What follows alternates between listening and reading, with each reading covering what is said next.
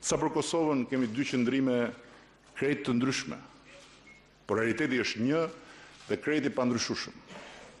Kosova e pavarur, e njohur deri tani nga 108 vende të ndryshme të botës dhe e mbështetur nga vendimi i Gjykatës Ndërkombëtare të Drejtësisë, është një realitet i pamohueshëm dhe i patjetërsueshëm rajonal dhe europian.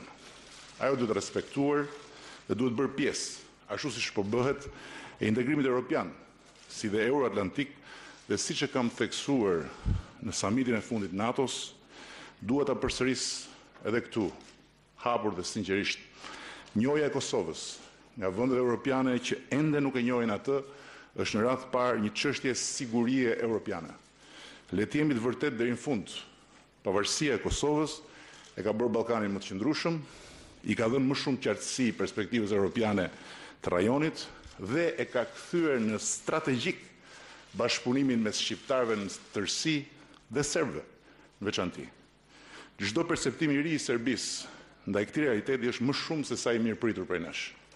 Ne e çmojmë, e mbrojmë dhe e promovojmë dialogun Kosovë-Serbi si mishërimin kuptim plot të një epoke të re paqeje dhe vetdije europiane në rajonin tonë.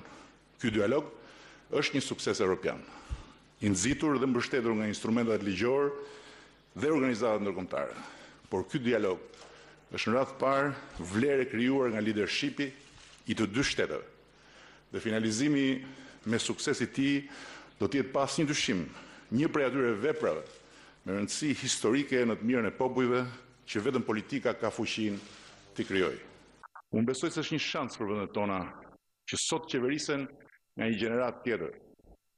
Dhe duhet besoj se gjenerata e re që qeverisë sot Serbinë do t'i shohë dhe t'i respektojë shqiptarët e luginës Preshevës si një urë me rëndësi strategjike për lidhjen e fateve tona europiane. Gëzimi të gjithë drejtave parashikuara në konventat dhe normat europiane dhe ndërkombëtare për tyre është vetëm dëshira, por dhe detyrimi ynë kushtetues që ta kërkojmë vimësisht nga qeveria dhe institucionet e Serbisë. Ne duam që shqiptarët e luginës Preshevës të gëzojnë të gjithë vëmendjen e Beogradit zyrtar për përfaqësimin e tyre të merituar në strukturat vendore dhe qendrore, por edhe për zhvillimin ekonomik dhe social të vendbanimeve të tyre. Besoj se autoritetet serbe e dinë që shqiptarët e luginës Preshevës përfshihen dhe inkurajojnë proceset integruese të Serbisë në Bashkimin Evropian. Jo vetëm si një mundësi modernizimi dhe europianizimi i Serbisë, por dhe si një rrugë e sigurt për të qenë shoqërisht barabartë, si dhe për të qenë pjesë e vendimarrjes qendrore, veçanërisht kur bëhet fjalë për fatet e tyre.